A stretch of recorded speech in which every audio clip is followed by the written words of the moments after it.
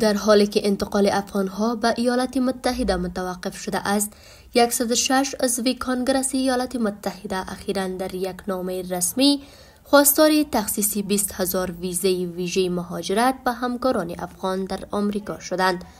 این نامه به گونه رسمی به کمیته فرعی امنیت ملی کنگره و وزارت امور خارجه آمریکا ارسال شده است. در این نامه که در صفحه ایکس افغانیوک نشر شده آمده است که این ویزه ها برای افغان‌هایی در نظر گرفته شده است که در کران نیروهای آمریکایی خدمت کرده اند و اکنون با تهدیدات جدی روبرو هستند.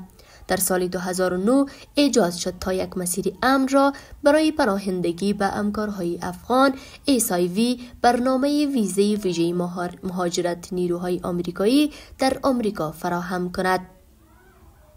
این درخواست در حال صورت می‌گیرد که روند تخلیه افغان‌ها از زمان صدور فرمان اجرایی توسط رئیس جمهور دونالد ترامپ در ماه جنوری امسال متوقف شده و هیچ جدول زمانی برای از سرگیری آن اعلام نشده است.